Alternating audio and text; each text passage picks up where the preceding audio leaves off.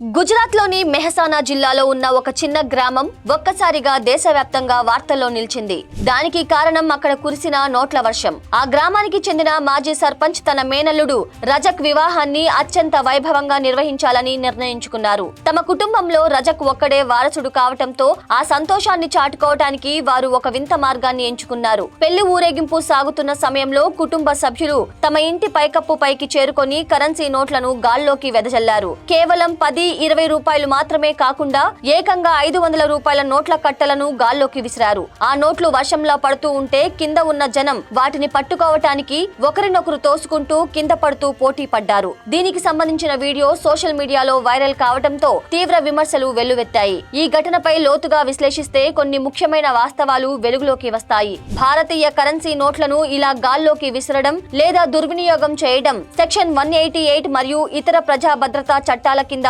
నేరంగా పరిగణింపబడే అవకాశం ఉంది. గతంలో హైదరాబాద్ మరియు ఉత్తరప్రదేశ్ లో ఇటువంటి పనులు చేసిన వారిపై పోలీసులు కేసులు నమోదు చేసిన సందర్భాలు ఉన్నాయి. ఇలాంటి చర్యలు కేవలం ఆడంబరమే కాకుండా కరెన్సీకి ఇవ్వాల్సిన కనీస గౌరవాన్ని దెబ్బతీస్తాయని రిజర్వ్ బ్యాంక్ ఆఫ్ ఇండియా నిబంధనలు కూడా స్పష్టం చేస్తున్నాయి. సుమారు 10,000 మంది జనాభా ఉన్న ఆ గ్రామంలో ఇలా బహిరంగంగా నోట్లు విసరడం వల్ల తొక్కిసలాట జరిగి ఉంటే పరిస్థితి ఎంత దారుణంగా ఉండేదో ఊహించుకుంటేనే భయం వేస్తుంది. సంతోషం పట్టలేక చేశామని సర్పంచ్ వివరణ ఇచ్చినప్పటికీ ఇలాంటి చర్యలు ప్రజా భద్రతకు తీవ్రమైన ముప్పు కలిగిస్తాయని విఘ్నులు హెచ్చరిస్తున్నారు. అదృష్టవశాత్తు ఈ కార్యక్రమంలో ఎలాంటి అవాంఛనీయ సంఘటనలు జరగలేదు. అయితే ఇలాంటి భారీ వ్యయంతో కూడిన ప్రదర్శనలు ఆదాయపు పన్ను శాఖ అధికారుల దృష్టిని ఆకర్షించే అవకాశం ఉంది. ఆదాయ వనరులను వెల్లడించాల్సి రావడంతో పాటు నగదు లావాదేవీల నిబంధనల ఉల్లంఘన కింద విచారణ ఎదుర్కోవాల్సి రావచ్చు. సాధారణంగా పెళ్లిళ్లు బంధాలను కలిపే వేదికలు కావాలి. కానీ ఇలాంటి ఘటనలు సమాజంలో ధనిక పేద వ్యత్యాసాలను